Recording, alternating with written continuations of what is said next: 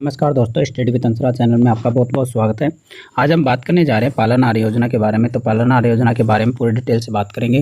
कैसे अप्लाई करना है, कौन कौन अप्लाई कर सकता है, क्या इसमें अंदर क्वालिफिकेशन चाहिए, क्या दस्तावेज चाहिए, मतलब जो भी डॉक्यूमेंट लगेंगे और कितने पैसे मिलेंगे और किस किस को मिलेंगे, तो सारी डिटेल पे बात करेंगे। उससे पहले चैनल को सब्सक्राइब कर दीजिए। तो आप देख सकते हो, ऊपर नाम से आपको पता लग रहा होगा पालनहार योजना क्या है। तो पालनहार योजना क्या है? तो योजना राजस्थान सरकार द्वारा 0 से 18 वर्ष तक के विशेष देखभाल संरक्षण वाले बालकों और बालिकाओं के विभिन्न श्रेणियों के लिए इनके तहत आने वाले बालक बालिकाओं की देखरेख और पालन पोषण की व्यवस्था परिवार के अंदर किसी निकटतम रिश्तेदार परिचित जो भी व्यक्ति है वो करता है। तो बालिका की देखभाल करने वाले बालकों को पालनहार कहा जाता है। जो बच्चों की देखभाल करता है उसको पालनहार कहा जाता है।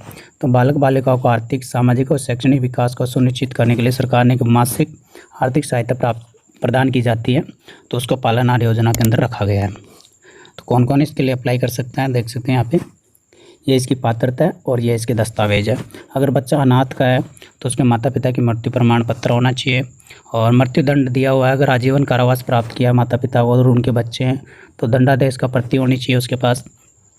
और निराश्रित पेंशन की पात्र विधवा माता पिता के 3 बच्चे हैं तो विधवा पेंशन का जो पीपीओ है वो होना चाहिए उसकी कॉपी। और पुनर्विवाह विधवा माता के बच्चे हैं तो पुनर्विवाह का प्रमाण पत्र होना चाहिए। HIV एड्स के माता पिता के बच्चे हैं तो ART सेंटर द्वारा जारी किया ARD डायरी और ग्रीन कार्ड की कॉपी होनी चाहिए। कुष्ठ रोग से पीड़ित बच्चे उनके माता पिता के बच्चे हैं तो सक्षम बोर्ड द्वारा जारी किया चिकित्सा प्रमाण पत्र होना चाहिए। नाता जाने वाले अगर माता है तो उनके बच्चे हैं तो उनका जो नाता गया 1 वर्ष से अधिक समय होने का प्रमाण पत्र होना चाहिए। तो पृष्ठ संख्या 6 वर्ष है। विशेष योग्यजन माता पिता के बच्चे हैं तो 40% से अधिक निःशक्त प्रमाण पत्र होना चाहिए जो PH के अंदर आते हैं।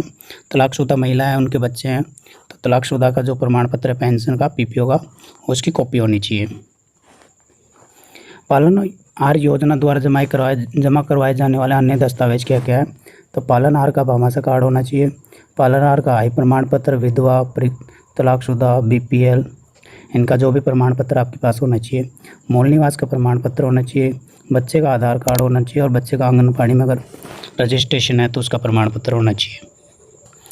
अनाथ बच्चों को पालनहार पोषण करने का प्रमाण पत्र जिनके माता पिता की मृत्यु हो गई हो, न्यायिक प्रक्रिया द्वारा मृत्युदंड आजीवन कारावास से दंडित किए गए हो, जिनकी विधवा माता पिता से विधित पुनर्विवाह के पश्चात अपनी संतानों को त्याग दिया हो, उनका प्रमाण पत्र होना चाहिए। लास्ट में बात करते हैं इसके अंदर कितने पैसे दिए जाएंगे। तो इसकी पात्रता और पैसे 0 से 6 साल का अगर बच्चा है तो उसको 500 रुपये प्रति महीने के हिसाब से दिए जाएंगे। और अगर 0 से 3 वर्ष का बच्चा है और उसका आंगनबाड़ी में रजिस्ट्रेशन है तो उसका अलग से प्रमाण पत्र होना चाहिए। 0 से 3 साल तक के आंगनबाड़ी में रजिस्टर्ड बच्चा है तो उसका प्रमाण पत्र होना चाहिए।